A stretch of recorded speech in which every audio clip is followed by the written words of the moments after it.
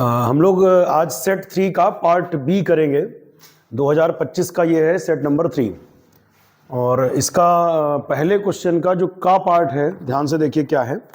इसमें कहा गया सिद्ध करो कि 6√3 एक अपरिमेय संख्या है।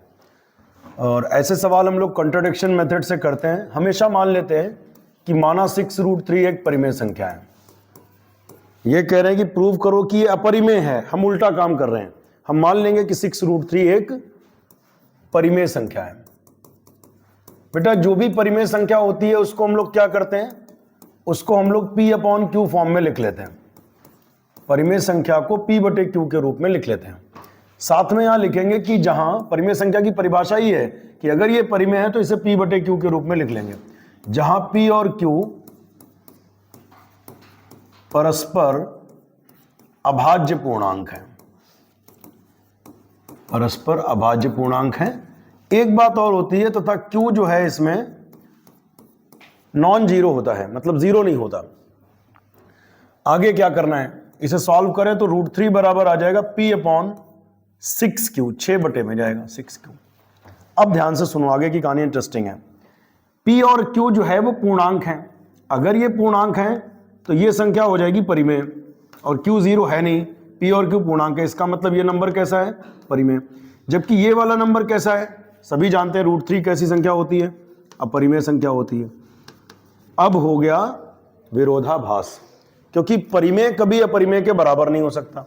इसका मतलब जो माना था वो सही नहीं माना था। इसका मतलब परिमेय संख्या नहीं है, क्या है, अपरिमेय है। बस इस बात को लिखें कैसे, लैंग्वेज देख लीजिए। लिखेंगे चूंकि P और Q पूर्णांक हैं, चूंकि P और Q पूर्णांक हैं, अतः P/6Q परिमेय संख्या होगी। ये पूर्णांक है इसलिए P/6Q परिमेय संख्या होगी। जबकि √3 कैसी संख्या है, जबकि √3 अपरिमेय संख्या है, जबकि √3 अपरिमेय संख्या है। P और Q पूर्णांक हैं, ये परिमेय संख्या है, जबकि √3 अपरिमेय संख्या है। जो विरोधाभास है, जो विरोधाभास है, विरोधाभास ये हो गया कि इधर वाली परिमेय और इधर वाली अपरिमेय, तो बराबर कैसे, तो ये विरोधाभास है। इसका मतलब ये हुआ अतः हमारी परिकल्पना असत्य है, अतः हमारी परिकल्पना असत्य है। अब लिखेंगे अतः सिद्ध होता है कि 6√3 एक परिमेय संख्या, एक परिमेय संख्या नहीं है, अर्थात परिमेय संख्या जो नहीं होती वो क्या होती बेटा, अपरिमेय संख्या होती है, यानी अर्थात वो अपरिमेय है। तो ये क्वेश्चन आपका पहले का कंप्लीट हुआ। अगले क्वेश्चन पर आते हैं। पहले का जो खा पार्ट है उसे देखिए। क्या कहा गया, एक पॉइंट है Q, निर्देशांक है इसके 0,1, और इन्होंने कहा एक पॉइंट है P5, और एक पॉइंट है RX,6। इन्होंने कहा ये वाला पॉइंट इस पॉइंट और इस पॉइंट से समदूरस्थ है। समदूरस्थ का मतलब होता है समान दूरी पर, मतलब ये पॉइंट इस पॉइंट और इस पॉइंट से समान दूरी पर है। तो यहां लिखेंगे प्रश्नानुसार, प्रश्न के हिसाब से ये दिया गया कि इस पॉइंट की जितनी दूरी यहां से है उतनी दूरी यहां से। समदूरस्थ का मतलब यही होता है, यानी QP बराबर QR। तो ये कह रहे हैं x का मान निकालो, find the value of x। कैसे निकलेगा, चलिए QP निकालते हैं। एक सूत्र तुमने पढ़ा है निर्देशांक ज्यामिति चैप्टर में, दो बिंदुओं के बीच की दूरी वाला। अंडर रूट में क्या होता है, 0-5 का होल स्क्वायर, 0-5 का होल स्क्वायर, 1 -3 तो हो गया 1+3 का होल स्क्वायर। QR को देखें उस तरफ, 0-x का होल स्क्वायर, 0-x का होल स्क्वायर, एंड 1-6 का होल स्क्वायर। इतना समझ में आ गया होगा। अब दोनों तरफ क्या करें, वर्ग कर दें। यहां लिखेंगे दोनों पक्षों में वर्ग करने पर, वर्ग करेंगे तो रूट हट जाएगा। 0 -5 -5 का वर्ग करें तो 25, 3 और 1 4 का वर्ग करें तो 16, यहाँ वर्ग करेंगे तो रूट हट जाएगा, माइनस एक्स का वर्ग करें तो एक्स स्क्वायर, 1 में 6 गया, -5 का वर्ग करें तो 25।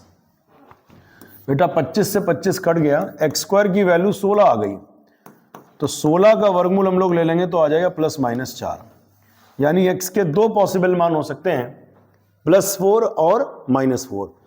चूंकि इन्होंने x का मान ही पूछा है तो हम यही लिखेंगे।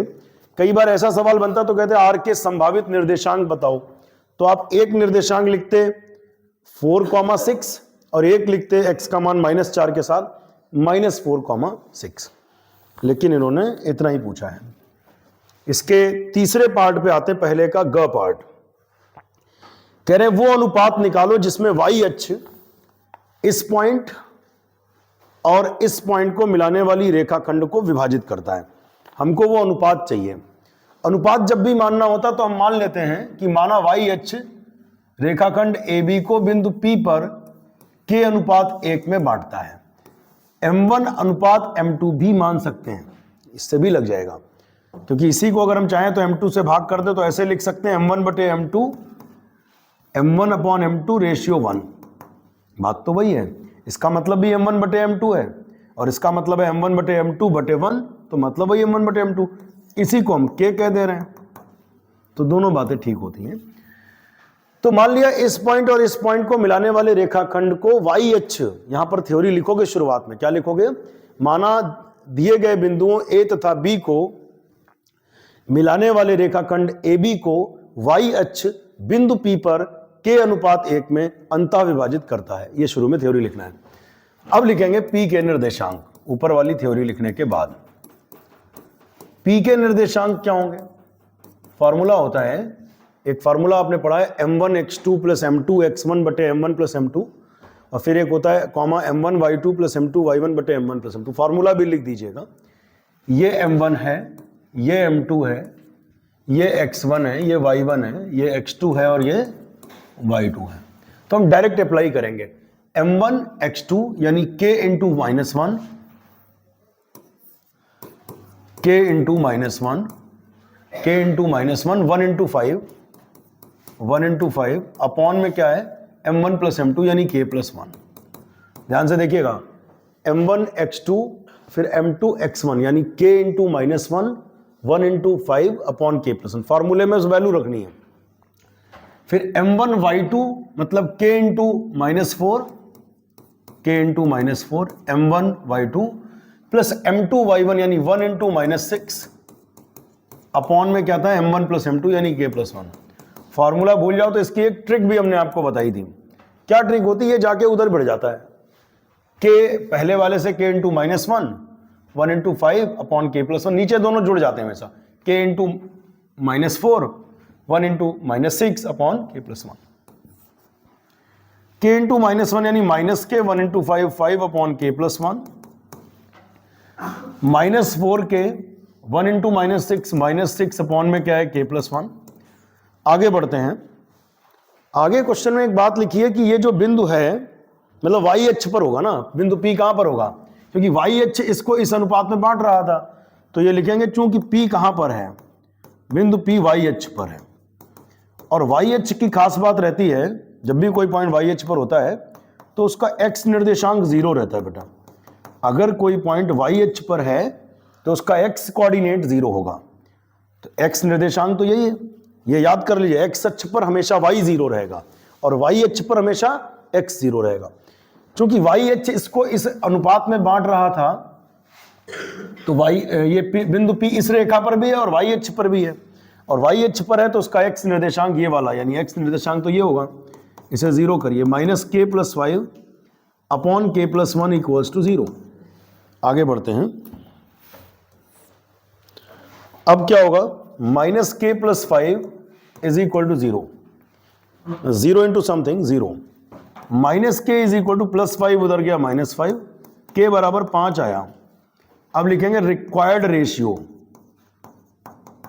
रिक्वायर्ड रेशियो मतलब हिंदी में लिखें तो क्या लिखेंगे? अभीष्ट अनुपात।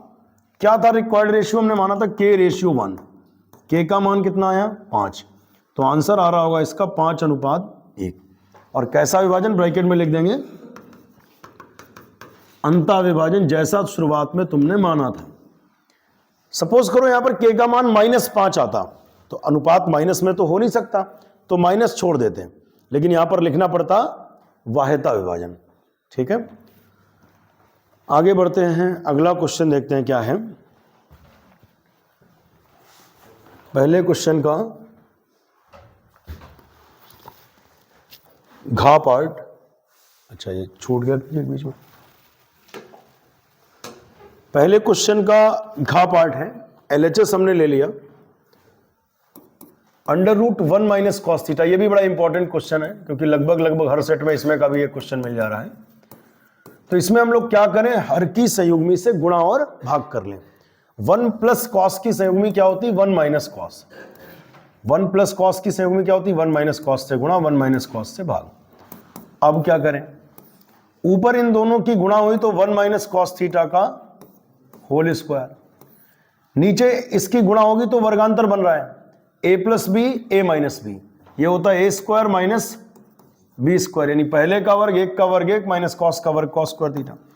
ऊपर वर्गमूल लेंगे तो स्क्वायर हट जाएगा, तो ये हो जाएगा 1 माइनस कॉस थीटा, और नीचे लिखा है अंडर रूट में 1 माइनस कॉस स्क्वायर थीटा। अब आगे क्या करें,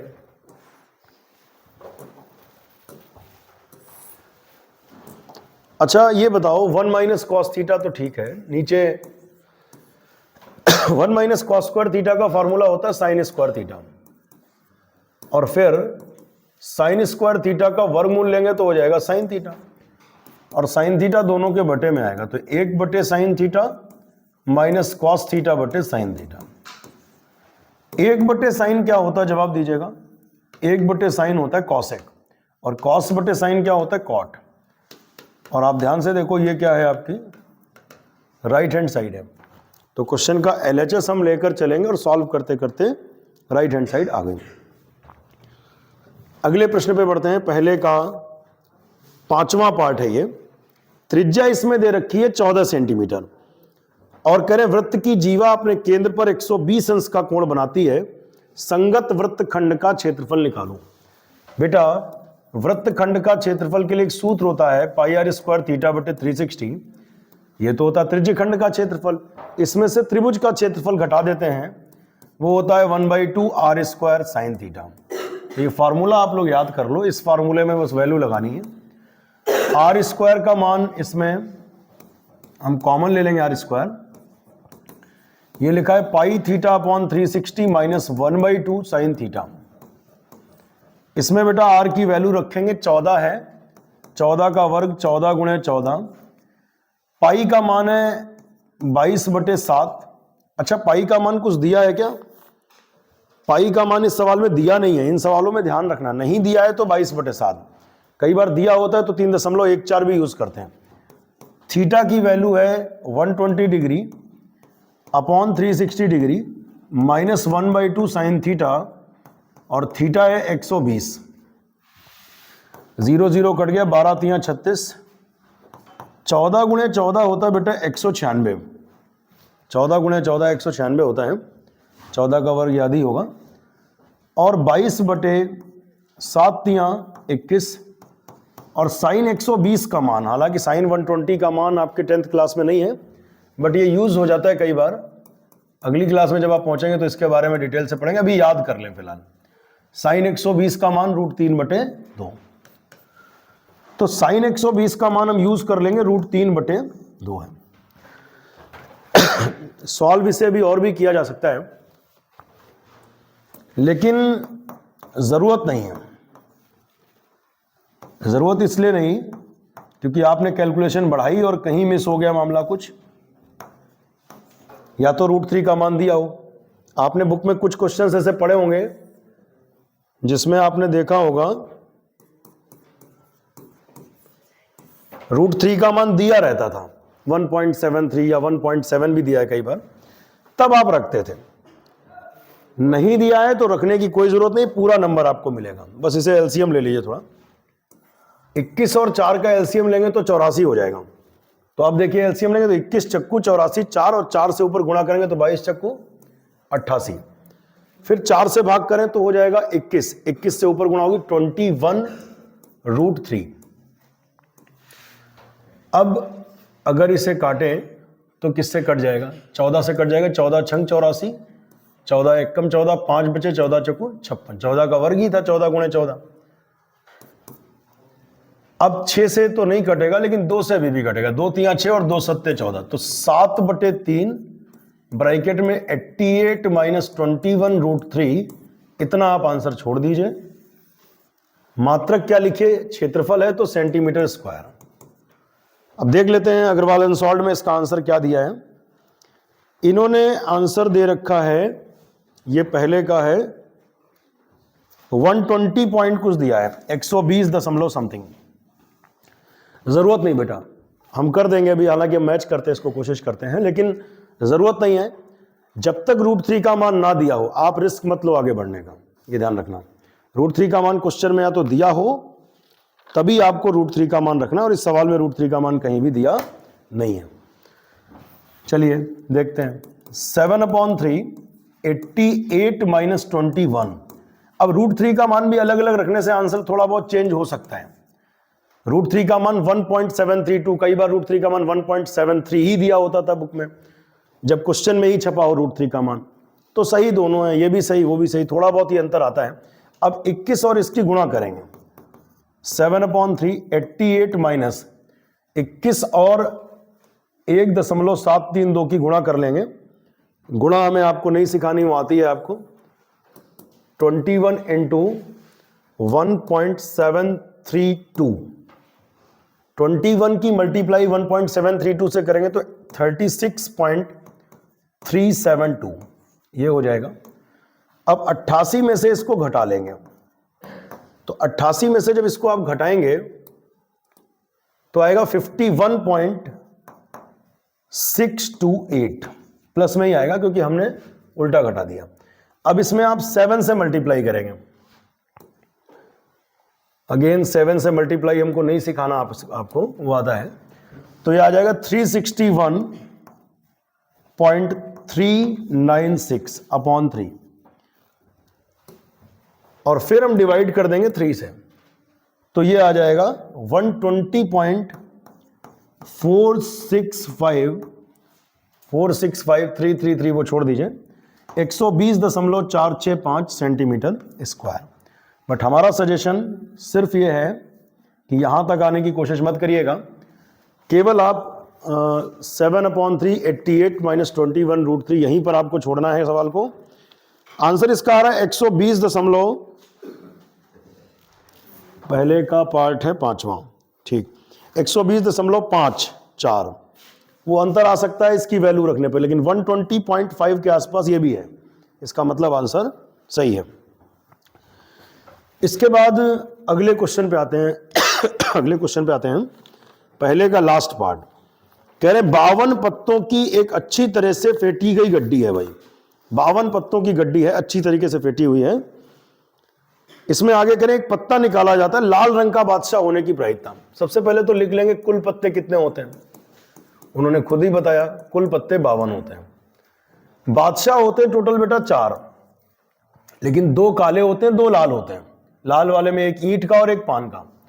तो यहां ऊपर लिख देते हैं लाल बादशाह की संख्या। लाल बादशाह की संख्या कितनी होती है? लाल बादशाहों की संख्या होती 2। तो प्रायिकता जानते ही हो, 2/52 घटना के अनुकूल परिणाम बटे कुल परिणाम हो जाता है। तो 2 से काट लेंगे, 2 दूना 4 1 5, 2 छंग 12, 1/26, ये आंसर हो गया। इसके बाद ये करें तस्वीर वाला पत्ता सेलेक्ट होने की प्रायिकता। फेस कार्ड आगे लिखा भी, तस्वीर वाले पत्तों की संख्या होती है, तस्वीर वाले पत्तों की संख्या हो जाती है बेटा 12। कैसे? गुलाम बेगम बादशाह, गड्डी देखी होगी तो पता होगा गुलाम बेगम बादशाह पे तस्वीर बनी होती है। तो 3 पत्ते ऐसे हैं और इसमें सबके 4-4 है ना भाई, 4 बादशाह हैं, 4 बेगम है, 4 गुलाम है, तो 4 तियां 12 पत्ते हो जाएंगे। तो 12/52, और इसको अगर सॉल्व करेंगे तो क्या हो जाएगा? 2 से काटें, 2 छंग 12, 2 दूनी 4 1 5, 2 छंग 12, फिर 2 से कटेगा 2 3 6 और 2 1 कम 2, 2 3 6। तो आंसर आ जाएगा 3/52। 13।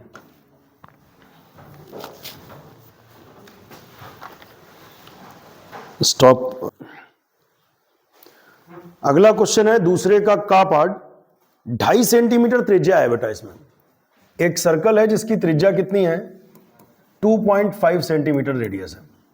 Radius is 2.5 centimetre. दोनों तरफ ना भी दिखाएं तो चलेगा, एक तरफ दिखा दिया।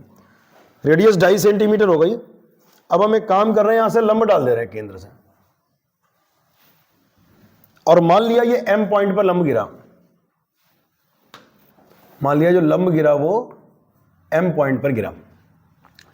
एक थ्योरम हमने 9th क्लास में पढ़ा था कि केंद्र से जीवा पर डाला गया लंब जीवा को समद्विभाजित करता है। ये 4 है तो कितना कितना हो जाएगा, ये 2 सेंटीमीटर हो जाएगी और ये भी 2 सेंटीमीटर हो जाएगी। ठीक, तो सबसे पहले हम लोग यहां पर एक इस सवाल में ये लिख लेते हैं कि क्या क्या चीजें दी हुई हैं। दिया है में क्या लिखेंगे, दिया है में लिख लेंगे वृत्त की त्रिज्या दी हुई है। वृत्त की त्रिज्या दी हुई है कितनी 2.5 सेंटीमीटर।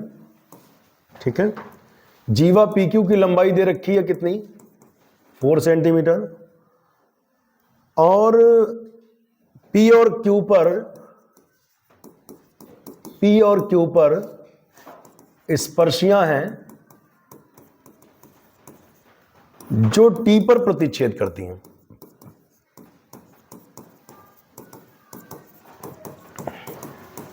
यहां PQ के बारे में सिर्फ इतना लिख दें कि जीवा है वो। अच्छा, अब अगली हेडिंग पड़ जाएगी ज्ञात करना है। क्या ज्ञात करना है हमको, ज्ञात करना है हमको TP। ये तो हमने सवाल में नोट कर लिया क्या क्या चीजें हमको दी हुई हैं और क्या क्या हमें निकालना है।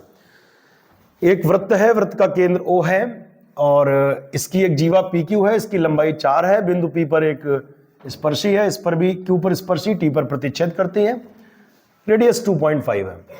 तो सबसे पहले हम ये लिखेंगे कि केंद्र से जीवा पर डाला गया लंब, वृत्त के केंद्र से जीवा पर डाला गया लंब, जीवा पर डाला गया लंब जीवा को समद्विभाजित करता है। केंद्र से जीवा पर डाला गया लंब जीवा को समद्विभाजित करता है, तो फिर हम ये भी कह सकते हैं कि PM बराबर MQ बराबर PM बराबर MQ बराबर 4/2 मतलब 2 सेंटीमीटर। ये 4 सेंटीमीटर थी तो ये 2 हो गई। अब हम अगर पाइथागोरस लगाएंगे तो OM जब चाहेंगे तो हम निकाल लेंगे। 2.5 ये 2 है, ये आ जाएगी। अब हम एक काम कर रहे हैं, MT को मिला ले रहे हैं। MT को मिलाया, MT को हमने मिला लिया। MT को मिलाया, लेकिन ये नहीं कह सकते कि ये कोण 90 डिग्री होगा। इधर लंब डाला तो ये 90 है, बट ये नहीं कह सकते कि ये 90 होगा, जरूरी थोड़ी है। ये आप कैसे कह सकते हो, वही रेखा सीधी चली गई होगी। आपने एक लाइन पर यहां से लंब डाला, वो मध्य में गिरा। अब मध्य बिंदु से आपने किसी एक पॉइंट को मिला दिया। क्या जरूरी वो सीधी रेखा थी 180 हो? आवश्यक थोड़ी है। ये हो भी सकता, नहीं भी हो सकता है। तो ये हमें प्रूव करना पड़ेगा कि ये 90 है। ये अगर 90 बने तो फिर पाइथागोरस लग जाएगी, फिर तो सवाल बड़ा आसान हो गया। खेल सारा यही है कि ये 90 कैसे हो जाए। ये तो सीधी रेखा है, ये कंफर्म है, इसमें कोई डाउट नहीं, PQ जीवा है। तो हम इन दोनों त्रिभुजों को सर्वांगसम कर लें क्यों ना, अगर हो पाए तो। देखते हैं, वाह्य बिंदु से वृत्त पर खींची गई स्पर्शी बराबर होती तो TP बराबर TQ बराबर ही होगी। MP बराबर MQ, क्यों, दोनों बराबर है, 2 हैं, ऊपर लिख भी चुके हैं, MP बराबर MQ है। और MT जो है वो कॉमन साइड है, तो साइड से हम ये कह देंगे ये दोनों त्रिभुज हो गए सर्वांगसम। और सर्वांगसम त्रिभुजों के संगत अवयव बराबर होते हैं, और बराबर होंगे तो 90-90 हो जाएगा। तो चलिए पहले सर्वांगसम कर लेते हैं। त्रिभुज का नाम लिखेंगे PMT, PMT तथा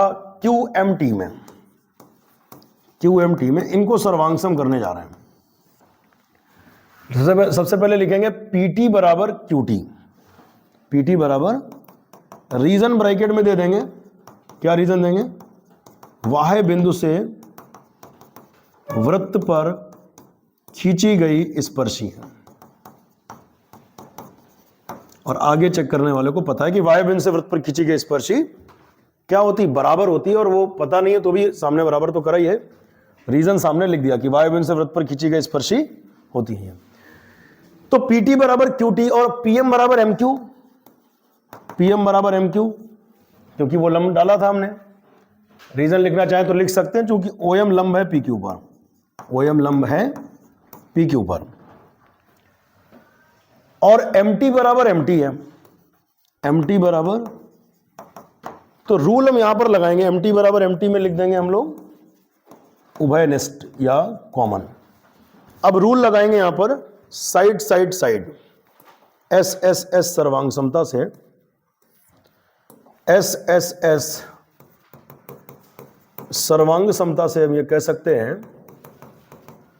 कि त्रिभुज PMT और QMT, त्रिभुज PMT और QMT सर्वांगसम होंगे, और सर्वांगसम त्रिभुजों के संगत अवयव बराबर होते हैं।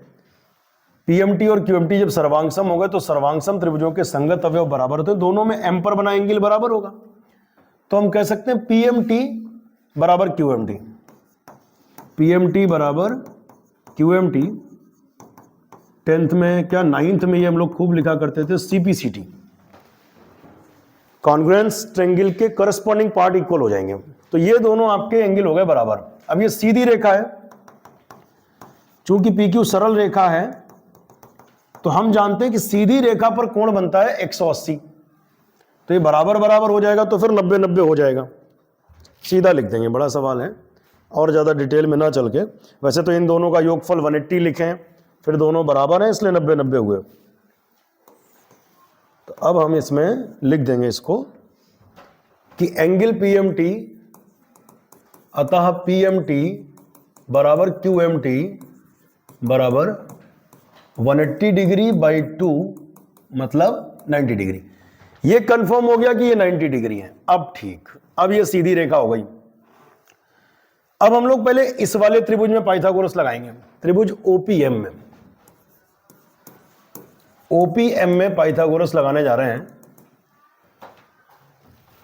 OP पता है, PM पता है, OM निकाल लेंगे। तो 90 के सामने कर्ण होता है, यानी OP स्क्वायर बराबर MP square plus OM square, MP square plus OM square. कर्ण का वर्ग बराबर लंब वर्ग प्लस आधार वर्ग। OP is 2.5 and MP is what? MP is 2 and OM यहां से हमें मिल जाएगा। इसका वर्ग करेंगे, 25 का वर्ग होता है 625, 6.25, 2 का वर्ग 4, OM स्क्वायर। OM स्क्वायर की वैल्यू निकालेंगे, इसको इधर ले लें, 6.25 प्लस 4 इधर गया -4, और 6 में से जब 4 घटेगा तो बेटा हो जाएगा 2.25, और ये भी हमें याद होता है ये 15 का वर्ग होता है, 15 का वर्ग होता है बेटा 225। तो अब दोनों तरफ हम वर्गमूल ले लेंगे तो स्क्वायर स्क्वायर हट गया, 1.5 सेंटीमीटर हो गया। एक काम तो हम लोगों ने ये पक्का कर लिया, OM आ गया भाई, ये समस्या खत्म। अब हम त्रिभुज PMT ज्वाइन कर लें, इसमें पाइथागोरस लगा लें, क्योंकि 90 प्रूफ किया, ये भी पाइथागोरस लग जाएगी। त्रिभुज PMT में कौन सी प्रमेय लगाएंगे? पाइथागोरस लगाएंगे। तो 90 के सामने बेटा कर्ण होता है, कर्ण क्या है? PT स्क्वायर, कर्ण का वर्ग बराबर लंब का वर्ग प्लस आधार का वर्ग, MP square plus MT square, MP square plus MT square. अब PT तो तभी निकलेगी जब आपको MP पता और MT पता हो। MP पता है लेकिन प्रॉब्लम है, पहले MT की व्यवस्था करनी पड़ेगी। कोई बात नहीं, इसे बना रहने दो, MT की व्यवस्था करी जाएगी। अभी MP फिलहाल रख लेते हैं। MP इज 2 का स्क्वायर प्लस MT स्क्वायर।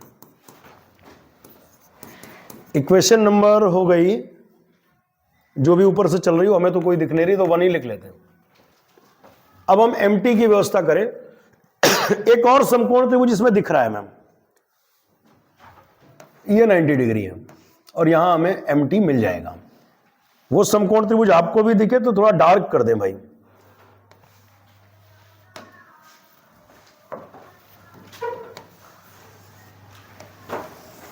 ये एक समकोण त्रिभुज है, ये भी तो समकोण त्रिभुज होगा, क्योंकि एक थ्योरम होती है कि स्पर्श रेखा और स्पर्श बिंदु से जाने वाली त्रिज्या परस्पर लंबवत होते हैं। यहां पर एक थ्योरम हम लिखेंगे नहीं, बोल दे रहे हैं। क्या लिखेंगे थ्योरम? स्पर्श रेखा और स्पर्श बिंदु से जाने वाली त्रिज्या परस्पर लंबवत होते हैं, तब हम ये कह सकते हैं कि एंगल OPT 90 डिग्री होगा। OPT 90 डिग्री होगा। और अब इसमें हमें ये दूरी पहले ही पता कर ली थी, OM।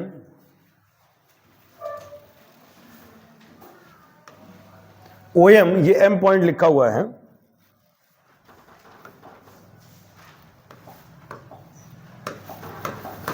हाँ जी, ये M पॉइंट लिखा हुआ है। OM दूरी हमें पता है, OM का तनाव नहीं है, 1.5 है, ये पता है, और ये 2.5 है। तो MT निकालेंगे, देखिए कैसे निकलेगा। तो 90 के सामने त्रिभुज लेंगे OPT, त्रिभुज OPT में, और ये भी पाइथागोरस प्रमेय इसमें लग जाएगी। कैसे लगेगी देखिएगा। 90 के सामने कर्ण होता है, कर्ण को लिखेंगे OT, OT स्क्वायर।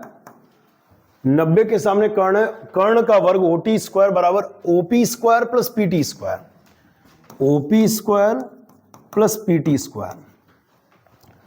अब OT can be written as OM plus MT। OT को हम लिख सकते हैं OM प्लस MT। OT को हम लिख सकते हैं OM प्लस MT, और OP जो है वो है 2.5 है, और PT को थोड़ी देर के लिए ले आओ MT में। देखते हैं, पहले MT की ही व्यवस्था कर ही लेते हैं। PT को हम ले आते हैं किसके पदों में? MT के पदों में। देखते हैं, हाँ, तो PT की वैल्यू हम इक्वेशन 1 से यहां पर डाल देंगे, PT स्क्वायर की वैल्यू डायरेक्ट। ये वाली वैल्यू बेटा हम यहां से यहां ला रहे हैं, थोड़ा सा ध्यान रखना, ये तुम्हें ऐसा नहीं एरो लगाना है। PT स्क्वायर को लिख देंगे, 2 का वर्ग 4 होता है, 4 प्लस MT स्क्वायर, बस खत्म। यहां पे OM पता है, MT यहां से मिलेगा, MT की वैल्यू यहां रखेंगे, PT आएगा। करते हैं, OM की वैल्यू कितनी थी बेटा? OM निकाला था हम लोगों ने 1.5, 1.5 प्लस MT का होल स्क्वायर, 25 का वर्ग होता है 625, 6.25 plus 4 plus MT square. A plus B का होल स्क्वायर खोलते हैं, A square B square 2AB, 15 का वर्ग हो जाएगा 225, 2.25 plus MT square plus 2AB, तो 2 गुणे 1.5 गुणे MT, तो 3MT हो जाएगा बेटा। अलग से करके दिखाएं, 2AB, A square B square 2AB, तो 2AB करेंगे तो 15 दूना 30, 3MT बराबर क्या चल रहा है बेटा? 6.25। इसे जोड़ लो भाई, 6 और 4 10, 10.25 plus MT square. MT square cancel हो गया। अब यहां से MT निकलेगा, अब यहां से MT निकलेगा और सॉल्यूशन बनेगा। MT जरा देखिए क्या होगा, 3MT बराबर, इसको उधर ट्रांसफर लेते, 10.25 प्लस का 2.25 इधर आया तो माइनस 2.25, तो 3MT बराबर क्या होगा? इसे घटाएंगे तो 5 में 5 गया 0, 2 में 2 गया 0, 10 में 2 गए 8। फाइनली MT बराबर आ गया 8/3। अब समस्या समाधान हो चुका है। हमको चाहिए था PT, और MT हमें पता है तो PT भी पता चल ही जाएगा। PT स्क्वायर बराबर क्या है? 2 स्क्वायर प्लस MT स्क्वायर, और बेटा 2 का वर्ग होता है 4, MT का स्क्वायर करके रखते हैं। चलिए, 8 का वर्ग 64 और 3 का वर्ग 9, 9 चौक 36 प्लस 64/9, तो PT स्क्वायर हो जाएगा 64 और 36, ये हो जाता है 100, 36 4 40, 60, 100/9। फाइनली PT बराबर क्या होगा? 100 का वर्गमूल 10 और 9 का वर्गमूल 3, तो PT हो जाएगा 10/3, और मात्रक इसमें हम लोग लिखेंगे सेंटीमीटर, क्योंकि ये दूरी है, PT बराबर 10/3 सेंटीमीटर। अब से